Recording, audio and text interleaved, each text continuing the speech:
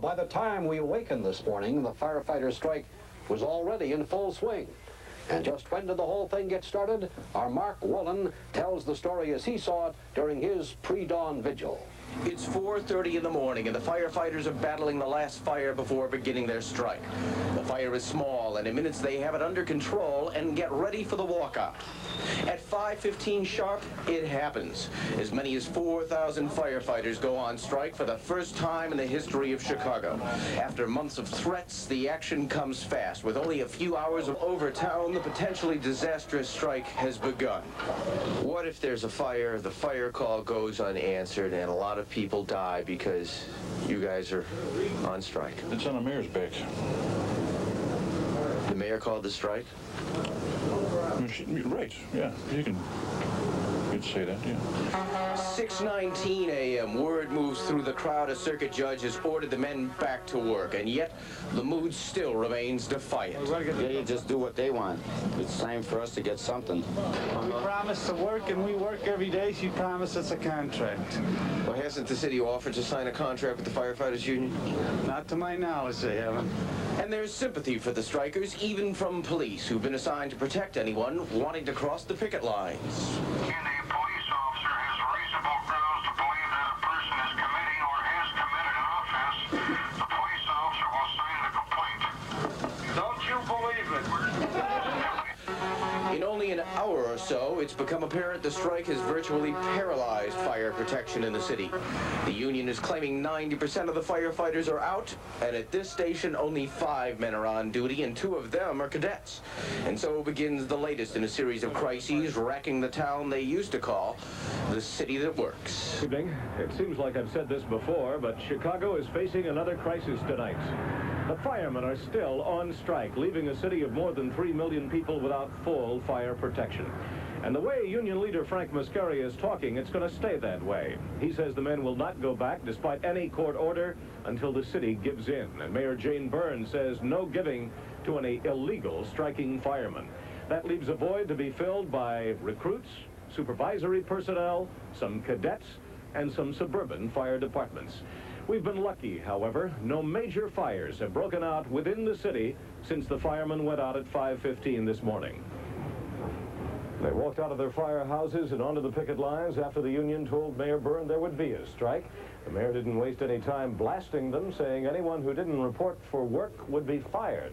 She also insisted there was enough manpower to protect the city. But the mayor's threat did little to get the men back on the job. The union says more than 95% of the force's 4,350 men stayed away today. The mayor says it's less.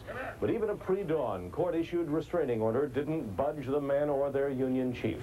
At this hour, neither side is talking to the other. There are 2 key issues in the strike: whether officers should be excluded from a contract and the number of men that should be placed on the equipment.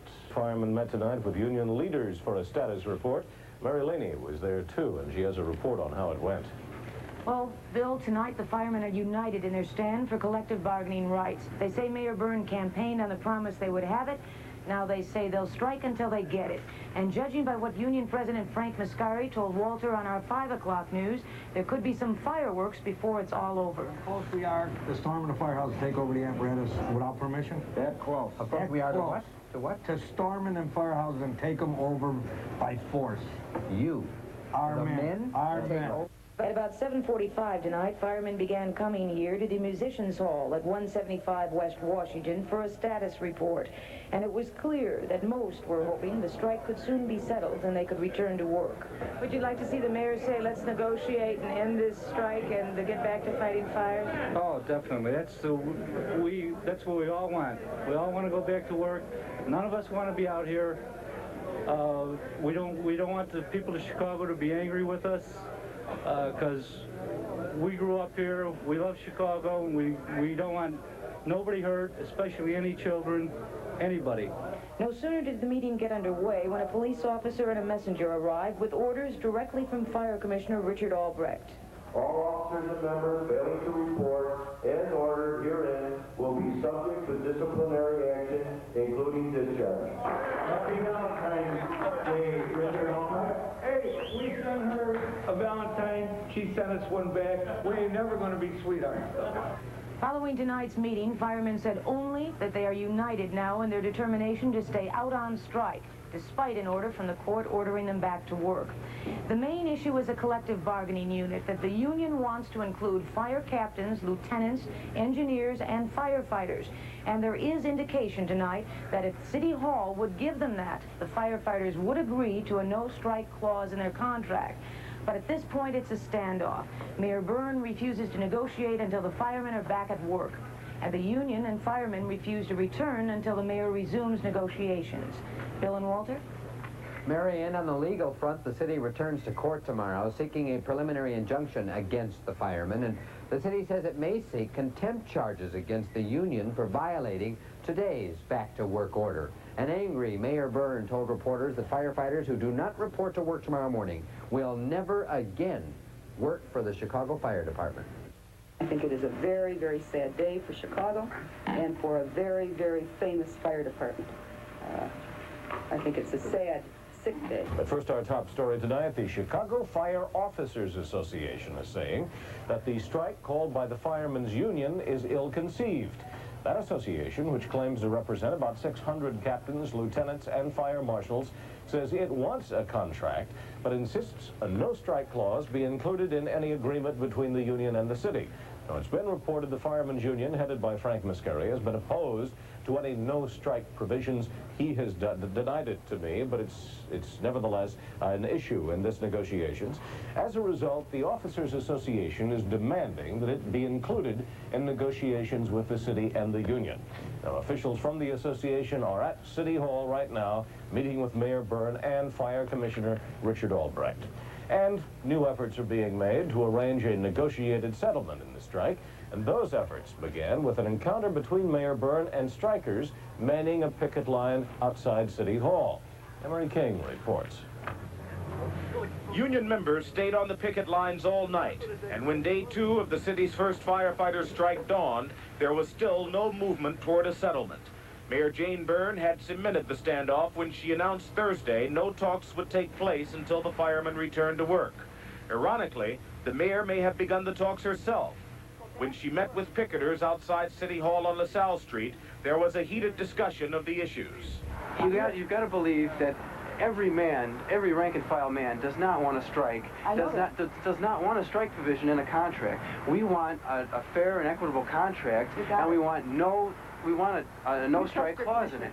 Do you trust him? Right now, I don't. I used to. I respected the man very much because I don't believe what he says. I am telling you, you're being misled. If you sign that we will have impartial arbitrators, I'll go back to work immediately. If you sign it and put it in a statement and press, I will go back to work immediately because I'll trust you that far.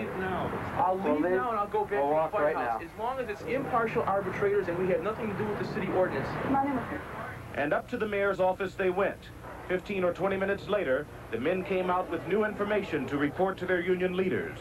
But those leaders were unimpressed. They charged Mayor Byrne with employing strike-breaking tactics. They didn't bring back a message from the mayor. Well, are we talking about She just tried to create a doubt in their mind that this leadership was something less than honest with the membership, all right? And they're back on the street. Yet the mayor's confrontation prompted mediators to invite both sides back to the table. They began their talks at 12:30 this afternoon in the Bismarck Hotel.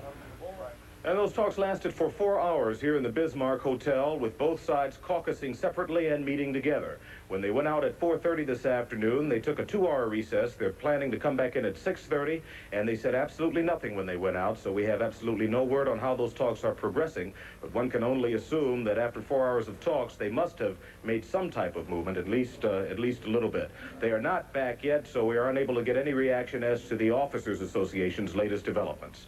Bill and Harry? As we indicated earlier, the negotiations in the firefighter strike shifted today from the Bismarck Hotel to Judge John Heckinger's chambers. Our Gene Randall has been covering that story today, and here's a live report from him. Gene? Mike, negotiating teams for the Firefighters Union and the city have been using adjacent courtrooms here at the Daly Center as a setting for a kind of shuttle diplomacy, with Chancery Court Judge John Heckinger intent on traveling between the two sides to mediate. The shuttle spent most of the afternoon on the union side. So far, no word of progress, and the union delegation left here a half hour ago for dinner. Today's courtroom scene followed the early morning collapse of talks between the firefighters and the city.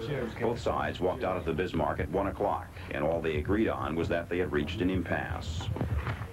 And so the picketing went on through the night and through the third day of the walkout. But once again, Chicago was relatively fire-free as another night and morning went by without a major test of a sharply reduced firefighting capability. There was a new element added today, the Firefighters Officers Association. Why does your association have a vested interest in this? Because our people are officers and they're presently working. The Fire Officers Association definitely has an interest in this. That's all I'd like to say at this time. Are your interests any different than the rank-and-file firemen's interests? We think our interests are distinct. All sides now will deal with Judge John Heckinger. Do you welcome the judge taking an active part in this, Mr. Berry? Do you think it'll serve a useful function? Yeah, I think so. It has in the past. I mean, in my experience, judges have been able to help resolve disputes.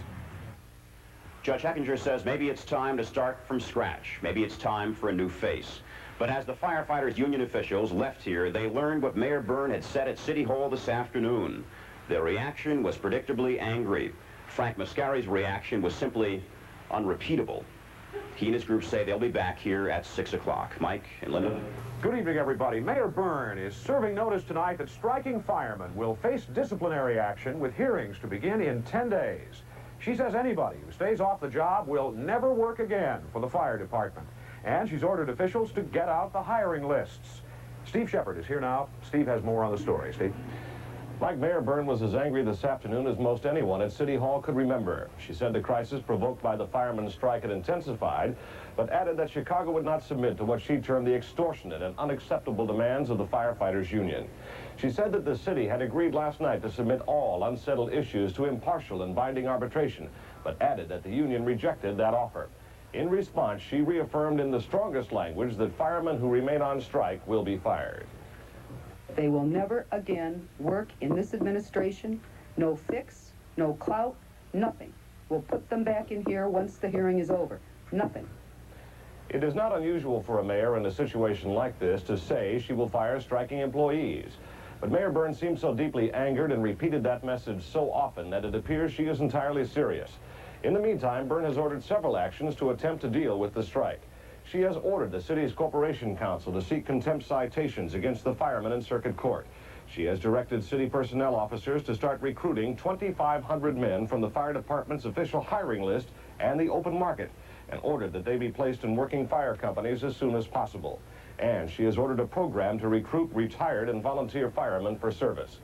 Mayor Byrne's actions today were not only prompted by the union's rejection of binding arbitration, but by acts of sabotage and threats of violence she says some striking firemen have engaged in. There are fewer firemen out there by the hour because of this mob action, and I am not going to tolerate it. What would you call smashing 32 squad cars in different places? What would you call stuffing rags in vents? What would you call cutting cables? What would you call threatening brother policemen and firemen that you're going to take an axe to them? What would you call that? The Chicago firemen's strike is not only continuing, it appears the battle lines are now getting harder. We had a strike committee meeting, which you guys didn't know about, did you? Tell us all about it. Yeah. Well, they went there and specifically they said we informed them that everybody's going to come down on you to get, bum publicity and everything else if something happens out there. And they'll definitely start to blame the firefighters for everything, even though we offered them to go back and man all the apparatuses and negotiate this. But they says we don't care what it is. My kids don't like me.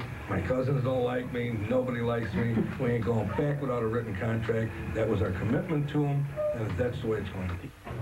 Mascari is blaming the city for the lack of progress in negotiations. He says nothing substantial has been negotiated yet, and he says the city rejected a strike plan under which firefighters would continue to provide essential services while the negotiations continued. Good evening, everybody. Less than half an hour ago, Mayor Jane Byrne extended her deadline for disciplinary action against firemen until 10 o'clock tomorrow morning. That deadline was to have taken effect right now, 10 o'clock tonight.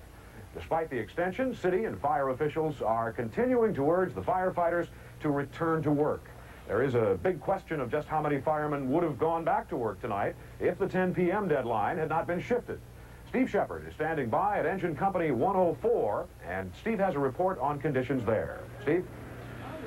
Mike, normally there are 22 officers and men assigned here to Engine Company 104 and Communications Company 424 at a station house at 14th Street and South Michigan Avenue, just south of the Loop in downtown Chicago. Tonight, all 22 of those officers and men are in fact out on strike. The last two men here to continue work left work this morning about 10 o'clock and joined their fellow picketers and firemen, so they are out on strike as well, and this house is 100% shut down, as many other houses are throughout the city. Many of the men here we talked to, in fact all of them tonight, say that they will not go back to work at 10 o'clock tonight or at 10 o'clock tomorrow morning, no matter what Mayor Byrne or others say, until of course they get an authorization or a demand to do so from their union. That should come as no surprise to most of us. We talked to firemen earlier this evening in the 5th District, and they said that as the strike wears on, more men are leaving their stations and going on strike than coming back. There's 580 people assigned out here, and there's 19 working, plus they've had a few candidates right out of school with no experience whatsoever. You find the street people. It seems that the number of firemen staying out of the stations is increasing, that instead of coming back, firemen who were staying at work are starting to leave now too, right? It's probably the more Jane Byrne talks and the more she tells half-truths and lies, the more people are becoming more irate and walking out of the firehouses. They have gotten to the point where they just can't believe anything she says.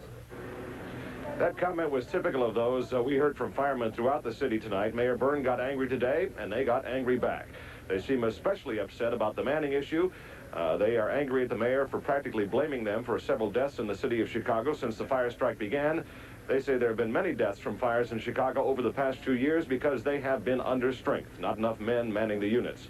So the battle lines, as we said earlier this evening, are continue to draw tighter and tighter, and there is really no resolution in sight at this time. Mike or Susan? Thank you, Steve. The city officials aren't the only ones pleading with the firefighters to return to work. A state judge has issued an ultimatum to the strikers: get back on the job by 10 a.m. tomorrow morning or possibly face contempt of court charges. What you're doing is wrong. You must first correct that wrong, and then I'll be able to, in fact, champion your position. If you don't do that, then you have to understand my sworn oath, like your husbands and sons and fathers' sworn oath, is to uphold the law. And I definitely want you to understand that tomorrow morning at 10 o'clock, I will carry out my sworn oath and do my duty. It'll be distasteful because I've enjoyed my companionship and my relationship with all the firemen I know, and there are a lot of them, from the top-ranking officials down to the bottom. And you gentlemen know it. You'll lose me tomorrow if you don't cease tonight and go back on the job. Please do it. Families, encourage them to do it. We don't have a contract. That's a commitment we made. We'll face it tomorrow morning at 10 o'clock, the whole group. That's all, okay? Meantime, most of the city's firefighters were on the picket lines for the third day in a row, many huddling around garbage cans with small fires burning to keep them warm.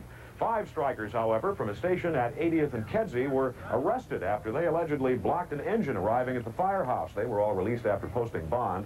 Fire officials report there were also several incidents of firefighters being harassed and of windows being broken at some firehouses. Well, Mike and Linda, Frank Mascari, the president of Local 2 of the Firefighters Union, has just walked into Chancery Court a moment ago. Judge John Heckinger tried again today to work out at least a temporary agreement to end the firefighters' strike. The way the judge put it, we didn't succeed. And the union now is faced with showing why it should not be charged with contempt of court. Union Chief Mascari began his day in court, outside the court.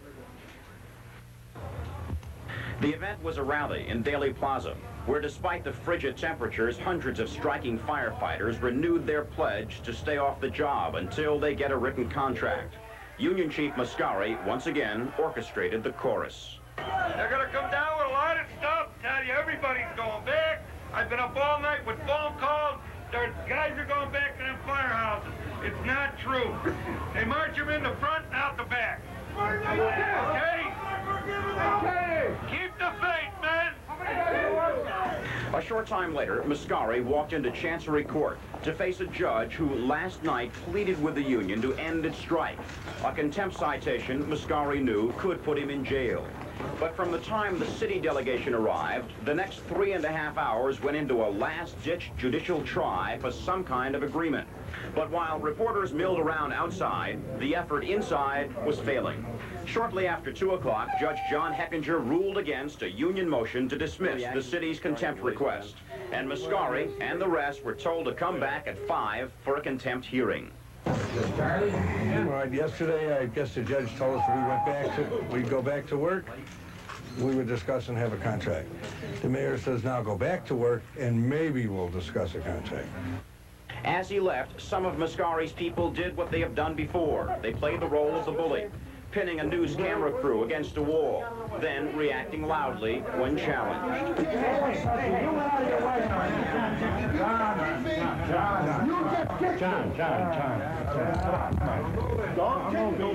The issue of how many firefighters are going back to work has been discussed. There are no exact estimates of how many of the city's striking firemen do remain off the job, but the strike still seems to be very effective. Our Rich Samuels has been visiting a number of firehouses today. Rich is now standing by with a live report on that. Rich. Linda, we are at the headquarters of the 15th Battalion at Fillmore in California, waiting here in the bitter cold for Judge Heckinger's ruling. We're not waiting here alone. There are here perhaps 35 pickets, men who are obviously not working. Now, about 24 hours ago, Mayor Jane Byrne gave these men a choice. She said, go back to work by 10 a.m. this morning or face disciplinary hearings and possibly dismissal. Clearly, the men have not honored that request, and this scene should be a pretty good indication, give you a pretty good idea of just how striking firemen have responded to that ultimatum. Some men did return to work prior to the 10 a.m. deadline set by the mayor. More than 100, according to an early statement by the city, but officials later declined to say how many were back on the job, and it seemed clear not many were. A lone squad roll guarded Engine Company 103 near Laughlin and Warren. The station house was empty. Even the pickets had left. Strikers claimed 15th Battalion headquarters at California and Fillmore was the only large station staffed on the entire west side. And here the manpower was largely provided by cadets in training. The mayor's ultimatum here had fallen on deaf ears. Earlier, 75 firefighters fought a pre-dawn blaze at the Cryle Hotel at Garfield in Michigan. Pickets at a nearby station house claimed some of their number led several of the roughly 80 residents to safety. Fire officials said they could not confirm whether any strikers were on hand to help. The upper 2 stories of the building were destroyed by the fire. There were no injuries, but many were left homeless. They're being cared for in the Red Cross shelter. Back again live at the 15th Battalion. The battle lines here seem very clearly drawn. There seems to be little effect that the ruling would have on these men. They are very clear in their sentiment that they will stay out prior to getting a contract, notwithstanding a ruling of contempt by Judge Heckinger, which indeed would throw their leader, Frank Mascari, and the union leadership in jail in all likelihood. Linda and Mike? As they have done so often these past 2 days and nights, the two sides in the firefighters' strike trooped back into Chancery Court this evening. Before the union, the task of proving it was not in contempt. The city was aiming at both the contempt citation and the issuance of a preliminary injunction against the 4-day-old work stoppage. It got both. It was to be a very tough court session for the union. A total of $40,000 a day in fines assessed against the union itself, against Frank Mascari and 6 of his colleagues. There were no jail terms imposed, but given the size of the fines, that may be academic. Mascari and the others were told they would have to pay those fines every day. It's a lot of money. Are you going to pay it? I don't know where we're going to get it. All right, come on with the mics. Well, yeah, I got to go to a meeting. And will you order your men back to work now, according to the judge's order? No, I told him no. And Mascari, for the moment at least, stayed with his slogan, no contract, no work. But union attorney F. Dale Berry sang a different tune, one he insisted he had sung before. As an officer of the court, you know, I've already advised them of that, you know, a number of times, but they make their own policy, not me. So they're going their own way? Absolutely. Hey, this is, the union sets the policy, not me. I can give them legal advice, but I'm just a lawyer. Judge John Heckinger's injunction also makes strike picketing illegal, though before, during, and after tonight's court session, pickets continued walking the line and trying to keep warm. Gene Randall, News Center 5. Essence is tonight he ordered the executive board up in front of him, or the negotiating team. And he fined the union $25,000. First, he asked all of us, and to a man, the answer was the same. Will you go out and instruct your members to go to work? My answer was no. Everybody else answered, no, we can't do that. We informed him that we had made a pledge. When they go out, they don't come back without a signed, sealed, ratified, made law contract. That's where it's at.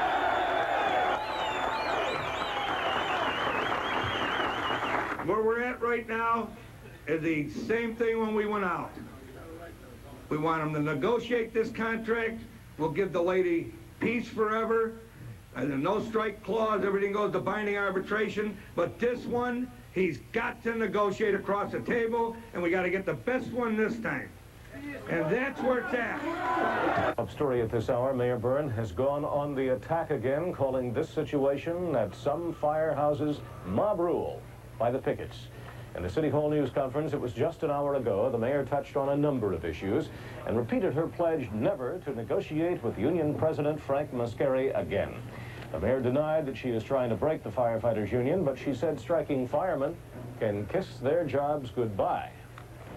We will continue recruiting until our full manpower needs are met, using new recruits to fill permanent vacancies created by dismissals of those on strike. We have broken off negotiations. We offered Mr. Mascari a contract. We offered Mr. Mascari a signed contract. We offered binding arbitration, a no strike clause, and anything that they wanted to go to a mediator. We then had the strike anyway, and even that day, we again said we will go back to the table. And if you will bring in a federal mediator, every issue we will send to the mediation table. Mr. Mascari said back to us, no, no, no. I am telling you that out of a proud fire department, a goon squad of 600 people, the majority of whom do not even live in the city of Chicago, and that's why they want a contract. The majority of them are causing this disruption.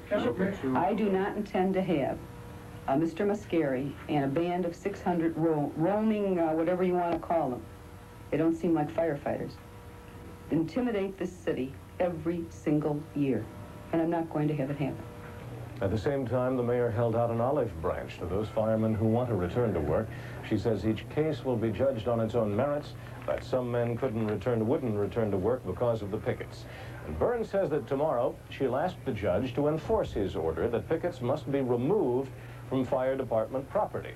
The mayor contends that the city at this hour is fully protected against a major fire, that more and more regular firemen are returning. But Byrne says that a roving band of strikers will never return to work for the city. Tonight, Frank Mascari doesn't seem particularly upset with the mayor's promise never to negotiate with him. Asked to comment, he simply said, "That's nice. I'll take it to the membership."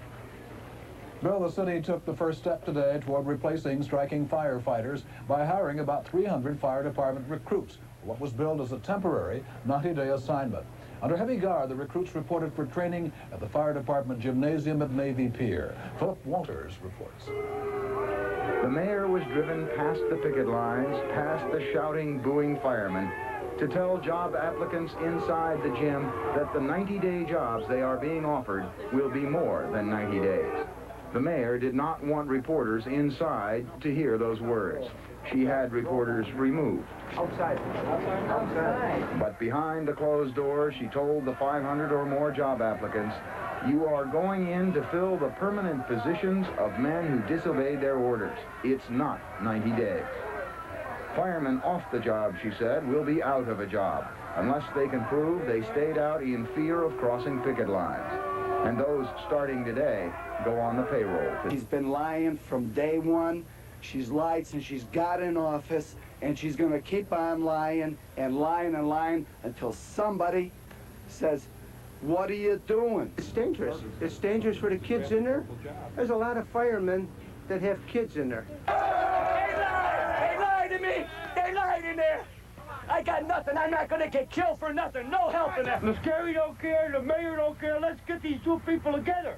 I can't let these people burn up. They call it scabs. And scab means some who care about burning. That's what scab means. Joe, my last words were I expected Frank Mascari to be taken into custody. I walked in the door. The judge was finding him in criminal contempt at this court. He has just sentenced Frank Mascari to 5 months in the county jail, and he's ordered the sheriff's police to take him into custody. An incredible situation here in the court. 5 of his firefighters, I don't know what's going on behind me at the moment. So some of the labor leaders who have been working on the union's behalf, I see Bill Lee and a few of them over there. 5 of the firefighters who were members of the executive board were hit with civil contempt charges. Those are the ones I mentioned about the $1,000 fine. Mascari's contempt is criminal. Taken into custody, 5 months in the county jail. Joe, we may have a little more later. Joel, Frank Mascari, the always outspoken union chief, was talkative again this morning, even after spending the first night of his 5-month jail term in Cook County Jail. Mascari began his telephone conversation with me, an exclusive interview, by making fun of the dressing down he took in Judge John Heckinger's courtroom last night. I agree with him. A guy like that should be in jail. I thought he was talking about Gacy. How did you react when the judge said you scuttled it all with your big mouth? Well, he had to have an excuse. We knew it was coming, so how would I react? I didn't react at all. You nothing to get excited about. That's part of labor law. We're back where we were in the Haymarket days. Do you think you'll actually have to serve 5 months in jail? To get a contract, I'll spend the time here. It doesn't bother me. Do you think that's a possibility? Naturally, I think it's a possibility. The man sentenced me to 5 months. Would you call this a whole misunderstanding? No, I wouldn't. I'd say it was deliberate and calculated. Why? Because she gave us a proposition she didn't believe I could sell to membership. They're going back to work for 24 hours. And when we did it, she was stuck with it. So they had to get out of it. Because she does not want to negotiate a contract with us. The judge did say that the city's plan to get the guys back to work was a weak plan. But what he seemed to hang his hat on was your not taking pickets down as you had promised. Oh, well, that was a misunderstanding.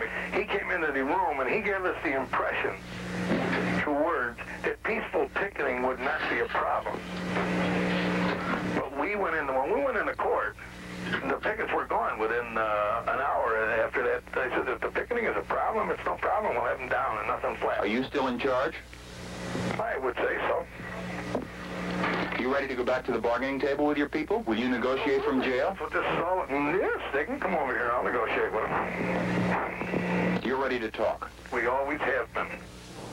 Jail may have taken some of the cockiness from the man whose lesser-known nickname, the one besides Moon, is the Rooster, but he's still willing to fight for the contract, spend 5 months in jail if necessary. But tonight, Fahey and Joel, it looks like the firefighters will get that contract, ironically, without the Rooster at the bargaining table. Perhaps not so ironically, perhaps quite purposely. A fully orchestrated, fully coordinated union bust. By the mayor of Chicago? By the mayor of Chicago, with the utilization of the courts as mapped out and strategized by Safer Shaw with the aid of many other people that are interested in seeing, CFL, seeing that strong contracts are not used in the city of Chicago to represent public workers. Is it going to work? No, the firefighters won't let it work. By orders of City Hall, Lass was not included in the meeting on Friday between the union establishment and Mayor Byrne, but he was quite instrumental in rejecting the so-called letter of agreement. Lass is convinced the union bosses don't want the firemen to have a contract. Because it is a threat to patronage. The principles that would be negotiated in a collective bargaining agreement can and will end the patronage system by instead of having sponsors and your Chinamen or clout as the vehicles for promotion, assignment, transfers. What will be in place will be the rights of seniority, which is the rights that every trade unionist usually enjoys in a collective bargaining relationship. Obviously, Lass has no use for Chicago's top union leaders, but he does pronounce his loyalty to the officers of Firefighters Local 2, and especially to President Frank Moon Mascari. Without the presence of Frank Mascari, there can really be no negotiation. Good evening. Striking Chicago firemen are on the street tonight, marching on fire stations after a giant pep rally at the International Amphitheater. Mary Laney is at one of those stations. She can give us a progress report. Mary? Yes, Bill, I'm 2700 North. This is Division 3, where the picketing, as you can see, does continue. They're trying to convince other firefighters still on the job to come out and join them on the picket line. This after nearly 4,000 firefighters met at the amphitheater. They heard from leaders of other unions, as well as from their own jailed president, Frank Mascari. Out here, the saying is keep your chin up and your back against the wall, and that's what I want you to do for at least another week. Emotion at this meeting. There was a great steadiness to stay out on the job until the mayor fulfills her role, as the firefighters say, to give them that promised contract that they say she promised when they voted for her for mayor of Chicago. Tonight they're going out to 5 different divisions. They've been told, although the mayor says there are 900 firefighters back on the job, that there are in actuality only 300 men guarding the city of Chicago's fire against fire. Well, as you know, Chicago firefighters have been on strike now for 2 weeks and 1 day, 15 days. And so far, the city's luck has held with no major fires reported. Today, the city council leaders, in effect, buried a resolution that would have authorized a council investigation of that strike. Mike Jackson covered the meeting and is with us now. Mike? Chuck, maybe some history at first. The city and the union have not spoken together about ending the strike since last Friday, when there was another one of those signed agreements that promised to put firefighters back on the trucks, but which fell through. With the impasse, some aldermen in the council, mainly the independents, sought to have the city council take up the strike matter, but the leadership of the city has refused to allow that, and the final blow came this morning. The firefighters crowded into the back rows of the city council chambers, told me they wanted to go back to work. They wanted amnesty, and they wanted to be back on the trucks. They were hopeful that they would be able to make public some of their views on the breakdown of the negotiations. But they were apprehensive as they watched Alderman Roman Paczynski huddling with Wilson Frost, chairman of the Finance Committee. And they were outraged when the request for the council to investigate was sent to a subcommittee which hasn't even been appointed. They certainly could put some pressure on the mayor to get her to sit down and work out this agreement. Wilson is just wrong. He's just ducking the issue. What's the issue? I'm going to try to get the council to deal with it tomorrow on the floor. What sort of motion will that take? We'll have to discharge the committee. But after this, there was even more action at City Hall. The union leaders meeting with Alderman Frost for more than 2 hours. It was an informational meeting with, you know, the parties involved. You know who was in there. And to clarify points on the issues, and that's all it was. That's what Bill Reddy had to say. However, the people from the city, Alderman Paczynski, Edward Doliak, Alderman Frost, all got away before we had a chance to find out what they had to say about the meeting and what progress may have been made. Jory? So far, Mayor Byrne has made no public response to the firefighters' offer to return to work under an agreement of amnesty and binding arbitration. That offer was made in writing by the union yesterday. But right now, there is an offer of amnesty for the strikers.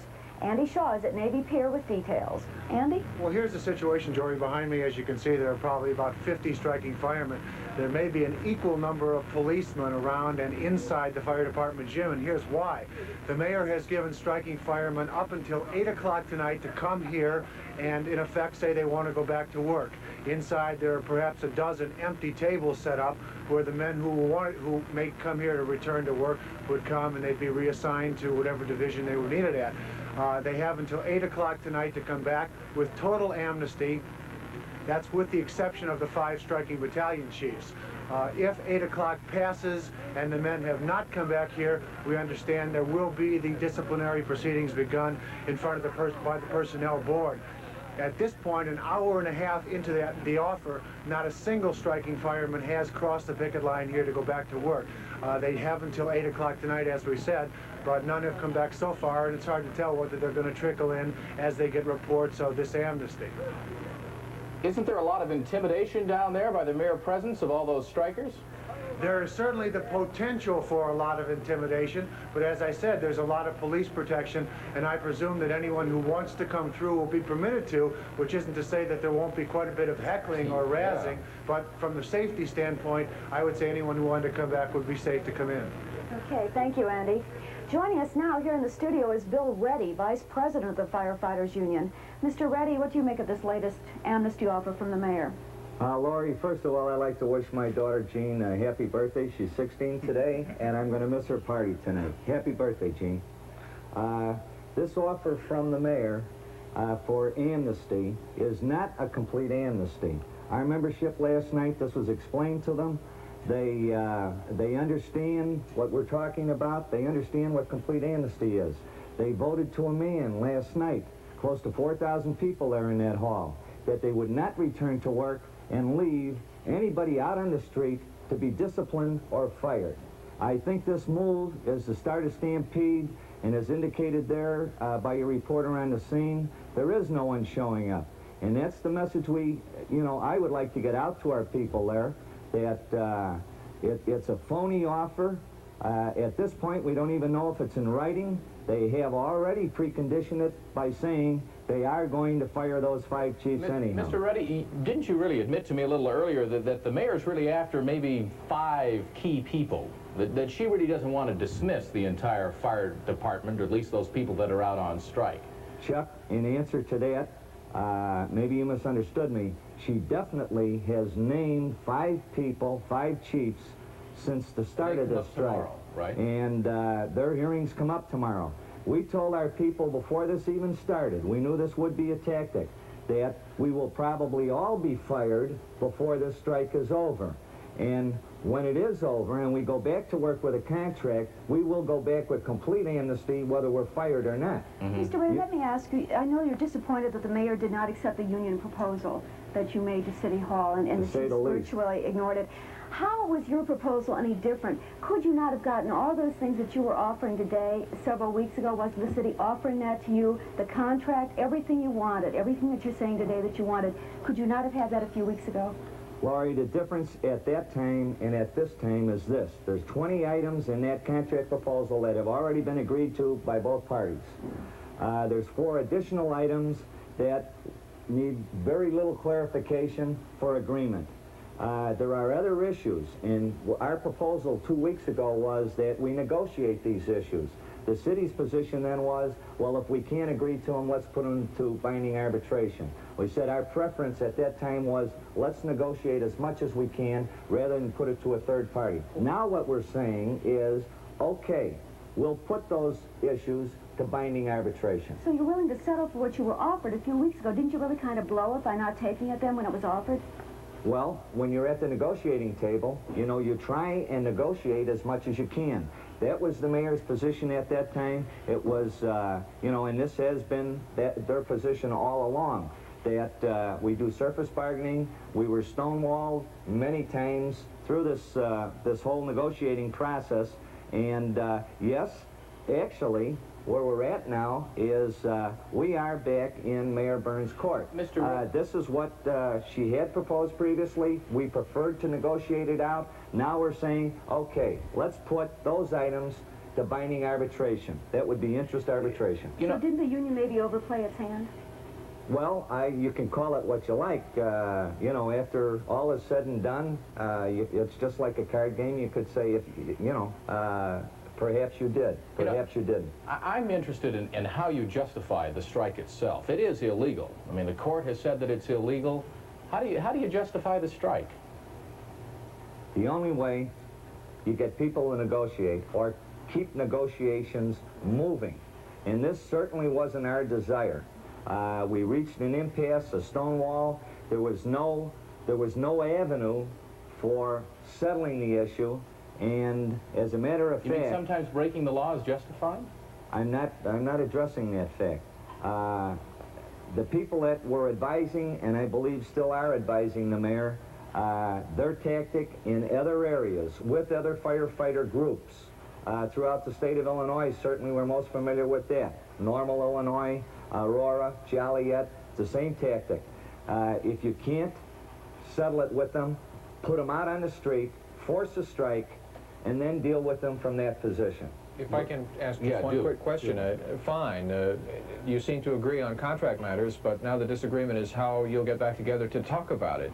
The mayor seems to want you to go back to work with no promise of amnesty, and you, as the union vice president, are saying you won't go back until there's some talk of amnesty, or at least something in writing. Is that right? Mike, we will not go back to work until, first of all, there is a complete amnesty agreement drawn up, and we have presented and proposed one to the mayor and presented it to her yesterday through the federal mediators. And number two, we must have a contract when we go back to work. We've been out on the street for 2 weeks, over 2 weeks. Striking Chicago firemen are being offered amnesty if they report back to work tonight. According to a memo put out by Fire Commissioner Richard Albrecht, striking firemen who come to Navy Pier Gym to report back to work before 8 o'clock tonight will be taken back into the ranks, and no disciplinary action will be taken against them. However, the memo says any firefighter who does not report tonight will have disciplinary charges filed against them tomorrow. Bob Wallace is right now at Navy Pier, and he has been standing there watching and waiting for some of the firemen to report. Have you had any yet, Bob? Bill, not that I have seen, and not that any of these fellows on the picket line have seen. We heard a report that 1 or 2 were in there, but we have not seen them. That is from our vantage point right in front of the place. The other thing that has got these guys still out here is the other line in this memo, and I'll quote it. It says, battalion chief striking, that's the 5 chiefs that refers to that went out with the men, will report to the personnel board for their hearings at 10 o'clock. That's tomorrow, Friday, February 29th. That's why these guys are not going in, is they say they think that everybody should be given amnesty, and that includes the 5 battalion chiefs who went out with them. What's your impression of this thing? Well, all the candidates, everybody involved in this strike gets amnesty, or nobody's ever going to go back, and we want a contract. How about you? She fired everybody. Now, how can they go in? She fired everybody. So why should they go in there for a trial? They're fired. That's the end of it, right? How about you? I think we conceded all we're going to concede in the proposal that we put to the mayor. She got a lot of stuff that we weren't willing to give, but we conceded it, and that's all we're going to concede. What's not being pointed out is Commissioner Quinn died a member of Local 2. Commissioner Albright just resigned for these negotiations, and now she wants to take our lieutenants and captains. That's about sums up the way these guys feel. They feel they're going to stay out till it's over. They say it's amnesty for everybody, or we're not going back to work. Back to you, gentlemen. How do you do, ladies and gentlemen? I'm Fahey Flynn, and here's what's happening. The Chicago Firefighters Union has turned thumbs down on the city's proposal to end the 3-week-old strike.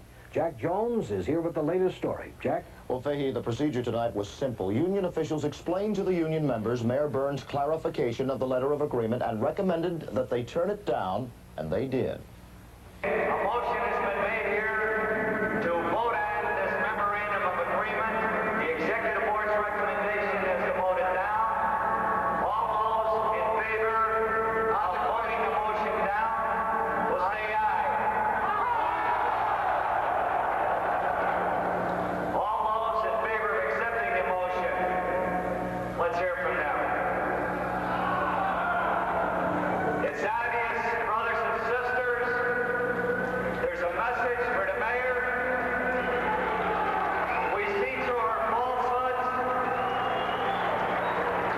We want her back at the bargaining table to negotiate this contract and restore proper fire service to the city of Chicago.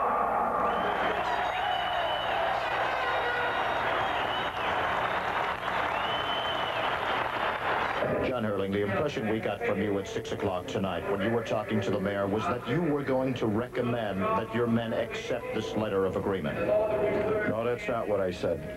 I said we were going to make or recommend to our membership.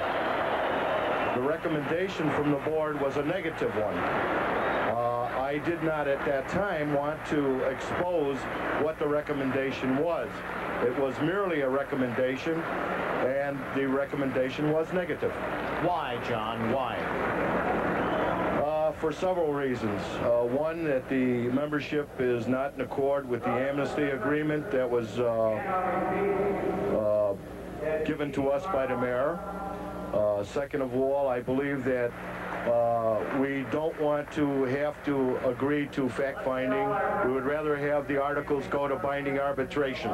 So there you have it, gentlemen. The firefighters remain on strike. Tomorrow is day 22.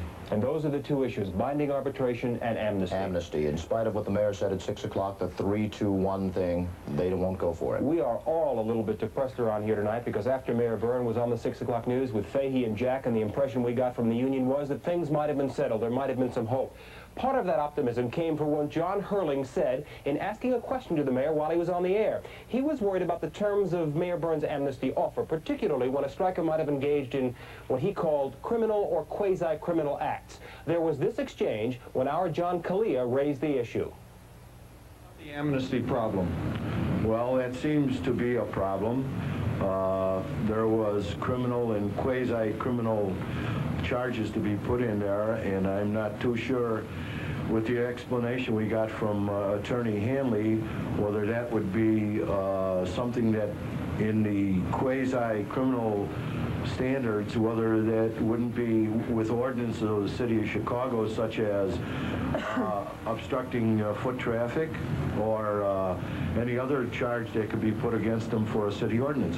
Quasi-criminal part, if it stood in the way of getting the men back, mercy would be shown on the quasi-criminal. John, your reaction to that? That may be well, but I haven't, we haven't been told that until this time. You were just told that now. Also, I would like to have the mayor make a comment regarding the, she said in the beginning of the program that she had agreed to arbitration. Now it seems as though in the proposal and the memorandum of agreement, now we have fact-finding, which is not binding on either side. I would like to know if we could return to arbitration regarding these matters. Fact finder is a word. Somebody has to come in from the outside, and we particularly like the Dean of Management Studies at Northwestern, to determine what's gone wrong in that fire department. You had certain statements to make to me in my office about your ideas on what went wrong. Men on the picket lines say what they think went wrong. And literally men in the houses that stayed and fought also think there are things wrong. We want somebody from the outside. Call them a fact finder, call them what you want, to put that department back in order. We told you in the beginning, and we'll tell you again, but that would have been done with or without a strike. There's something wrong in that department. John Hurley, let me ask you one brief question here. Are you going to recommend the executive committee for the membership to approve this memorandum of agreement? We'll do that at the meeting tonight. And we knew all along, or as Jack Jones just told us, we saw in the other interview that was done after the meeting, his mind was made up. He was going to recommend against. Communication is the name of the game. Fresh from turning thumbs down on the city's most recent offer to end the strike, firemen are remaining united in their demands. Many left their strike assignments to rally at Daley Plaza. Right before the rally kicked off, the mood was bitter. She's been lying since she got lying for 10 months and she's now. going to lie right till she gets out of office. Well, what is she lying about? Everything. She lied from the day she got in office, and she's going to lie till the day she goes into the grave. You got her believe So you're prepared to stay out here for as long as... That's right, ma'am. That's right. If anybody's burning down the city, it's Jane Byrne. While striking firemen were huddling and waiting to get started, things were popping right across the street on the 5th floor of City Hall. Operation Push President Reverend Jesse Jackson was doing some huddling. The mayor asked her chief negotiator, Bill Handler, to come here. And they have agreed to allow me to be mediator in this situation. And the transcendent agenda is that black and poor people are being burned up. And we cannot allow the issues of political debate and polarization to be more basic than the need to resolve this grievance. And Jackson left City Hall, then joined waiting firemen, informed them of this afternoon's negotiating timetable, which got immediate approval. Reverend Jesse Jackson said that he would lead the group on a prayer pilgrimage up Washington Street. He said they'd go 4 blocks and then return here to Daley Plaza. Filing out of Daley Plaza, they marched up Washington Street to State, shouting, "Jesse, Jesse." The march was reminiscent of the Civil Rights Movement. Before long, they'd wound their way back to where they started from. A few more speeches and a prayer. Let us bow our heads in prayer. This is a serious and critical moment. People's lives have been lost. Other people's lives are at stake. Their homes have been disrupted. We hope that cooler heads will prevail, that divisive rhetoric will give way to hard reasoning, Rosemary Gully, Channel 7 Eyewitness News. For 6.5 hours this afternoon and this evening, negotiators for the city and striking firemen talked over their differences at the Bismarck Hotel. Sometimes they met together. At other times, they caucused separately. And throughout it all, the Reverend Jesse Jackson acted to keep the whole thing going. At 9 o'clock tonight, he said progress was being made. We essentially had today the city, the union, and the community. There is a good attitude now prevailing on both sides. I think that the period of no talk obviously created some strain, but we're beyond that. Our attitudinal disposition is of such. I am convinced that there's a real possibility that we can move towards some amiable conclusion soon. We did agree upon the framework of a relationship, and I think it is a very healthy step toward an interim agreement.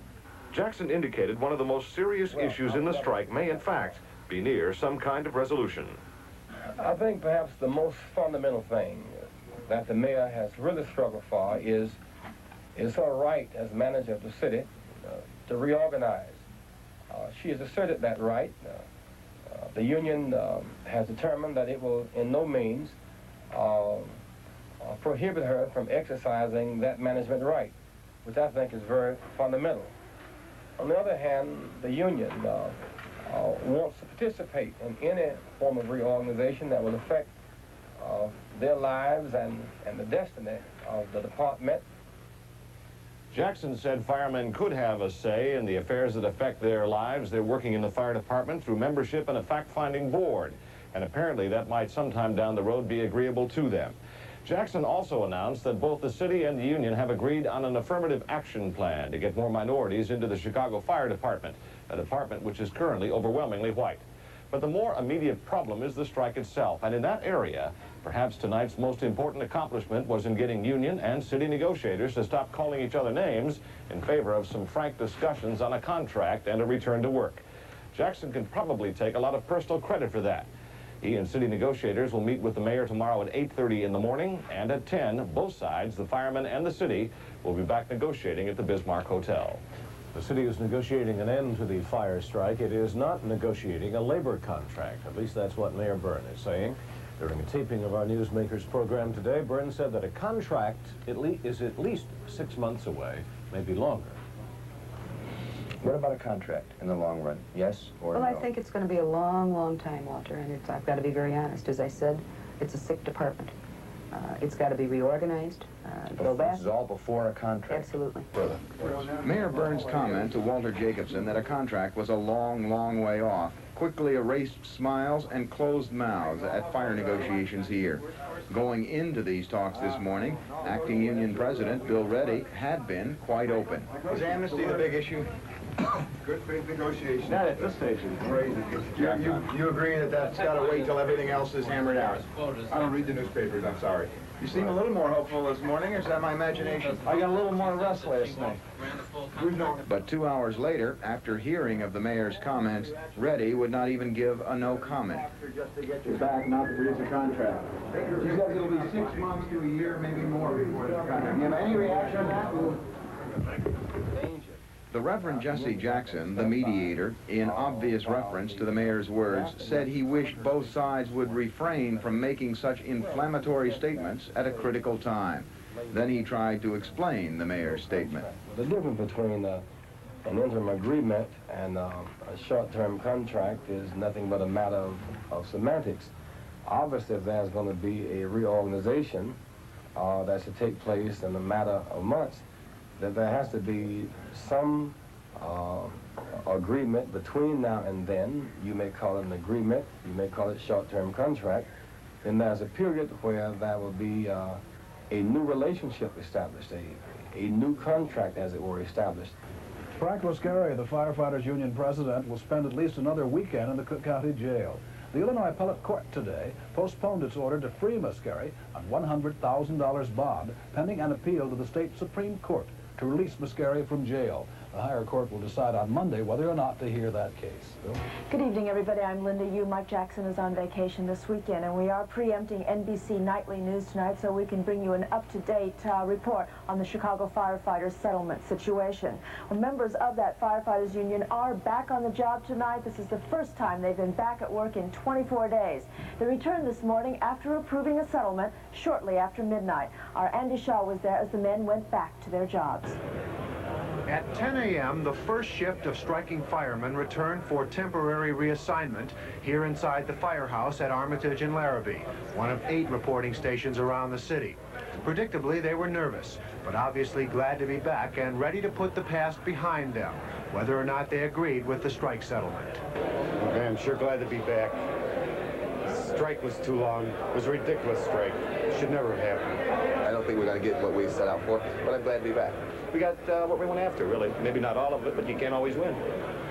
As they reported, the men were assigned to all of the empty firehouses, so they wouldn't be mixed in immediately with men who did not go on strike.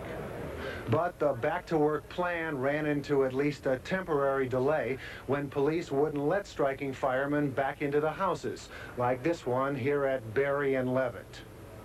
Police had orders to keep them out until fire officials had inspected inside, and it looked like that might cause some serious problems. But after a few hurried phone calls downtown and a quick look around, the firemen were okay to settle in. Right now, this house is open. That meant checking out equipment that's been idle for 3.5 weeks to get ready for that first alarm. And it also meant putting the house back into living order, even though it's a house they haven't worked in before and may not be at very long. Well, we're used to being detailed anyway, you know. Certain houses you get detailed. So you can put 24 hours in any house, you know. The end of the strike also means time off for the weary firemen who've worked the last 24 days straight and who finally get to go home tomorrow, but then have to mix back in with the strikers. I'm glad it's finally over with. It's been, you know, it's been terrible for the whole fire department. You know, it's been like a civil war, I think. I just hope that, you know, everyone forgets what happened, you know. I hope when I go back, they ain't gonna hate me forever, that's all, you know. Both sides agree a lot of the past will fade away when they start fighting fires side by side again.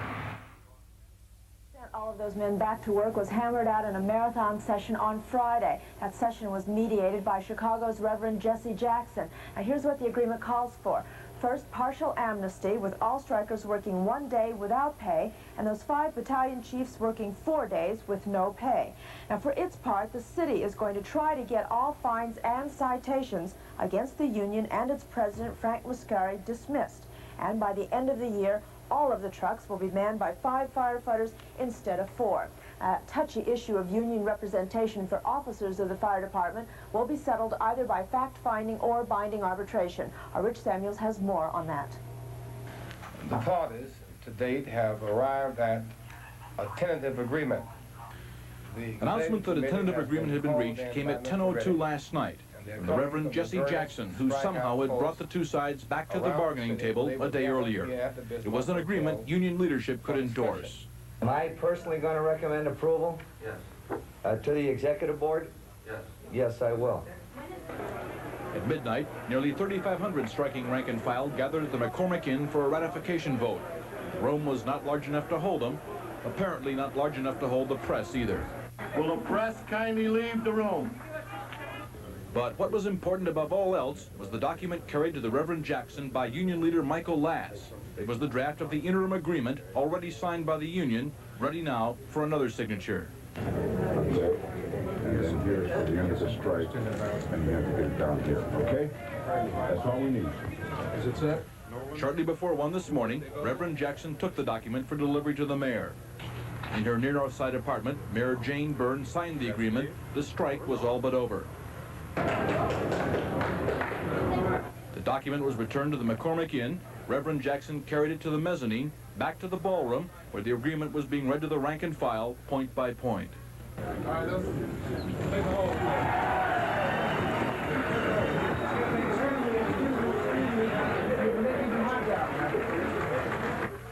Formal ratification came at 1:37 this morning. No dissenting voices were heard.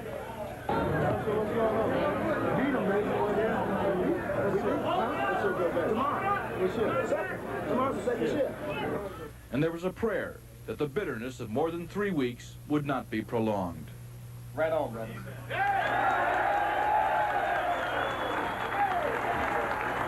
The firefighters' strike was over.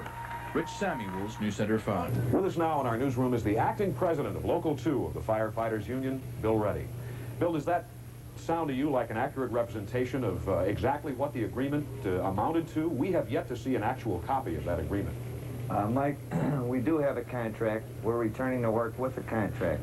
One thing I have to impress all your listeners with is this agreement, signed by Mayor Byrne and ourselves, will have to go to the City Council to be ratified there in ordinance form by the aldermen. However, it is a contract to address the issue of penalties under the amnesty agreement. All members of the fire department will have to work an additional day that would normally be their day off. Now, our membership has agreed to this on the basis that they owe some type of retribution to the community, and they're doing it in that spirit. The fire chiefs who were under charges, those charges will be dropped, and they will lose 4 days. You say you owe something to the community? Are you saying you're sorry you had this strike? The firefighters all during this strike felt deeply concerned about the lack of protection in the communities. And it's because of this concern, in the spirit of this penalty that is being imposed upon them, they're accepting this penalty as a retribution to the people in the communities. That's correct. Mr. Reddy, what was Jesse Jackson's actual role in these negotiations? You were there, you can tell us. Was it shuttle diplomacy? What did he do? He certainly acted as a mediator, and a good mediator, I might add. The community groups that he represents certainly created pressures on the city administration, as did other organizations, religious groups, labor organizations, and I believe it's because of all these pressures from the public that we reached a settlement. Reddy may call it a contract, but the title of the pact is, and we quote, an interim agreement. Whatever the interpretation, the settlement involved concessions from both sides. It provides firefighters with only limited, not full amnesty. The strikers will not be paid for time spent on the picket lines, and depending on their rank, they must work for as many as 4 days without pay. It includes a no strike and no lockout clause and calls on the city to hire and promote more minorities. It also establishes a fact-finding board to settle a few unresolved issues, including the union's demand to represent officers. Seniority issues, wages, vacation periods, and paid holiday time also have yet to be settled. Now, that settlement also says the city has asked the courts to be lenient concerning penalties against the strikers and with regard to Union President Frank Mascari's jail term for contempt. Carrie? Mike, getting back on the job was a welcome change for the city's 4,300 firemen, as John Quinones reports. The dawning of day 24 of the firefighters' strike found most of the city's fire stations undermanned once again. At this station, only supervisory personnel and a few fire academy cadets stood vigil over engines and fire trucks. But today was also the dawning of an end to the strike. And by 9 this morning, the first shift of firefighters began to gather across the street. It was one of 8 locations where they reported for their new assignments. The atmosphere was jovial. Clearly evident was that special firefighter camaraderie. Do you think the 23-day-old strike was worth it, though? Yeah, it's, you got to start somewhere and you got to fight for it, and that's what it's all about, you know. Everything takes time. This took a little longer than we expected, but we finally got some decent conditions to work under. At 10 this morning, these 50 firefighters were ushered inside the station, and the first shift was officially back on the job. Okay, how you feeling? Very good, very well. I think everything's working out fine now, John.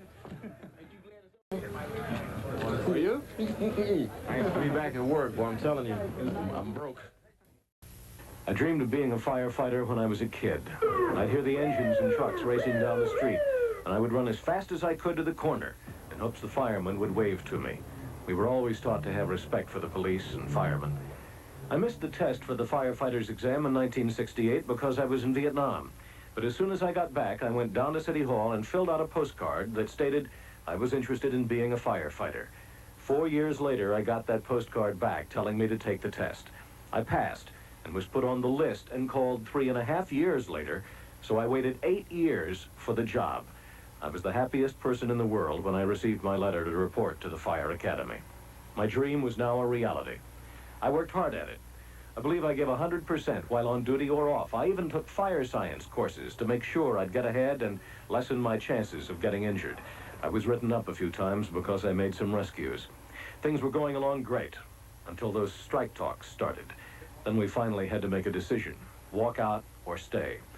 Everyone looked at each other wondering who would go. I believe most of us walked because we all expected the strike to last 4 or 5 hours. Now 4 or 5 hours turned into 4 or 5 days. We then had to make another decision, go back to work or be fired. I started calling a few of our chiefs and other firemen, trying to get some idea, some suggestion. The chiefs begged you to come back, and the firemen said, no, it's too late to go back. I always thought I had a pretty good head and used good common sense or could analyze a problem fairly well.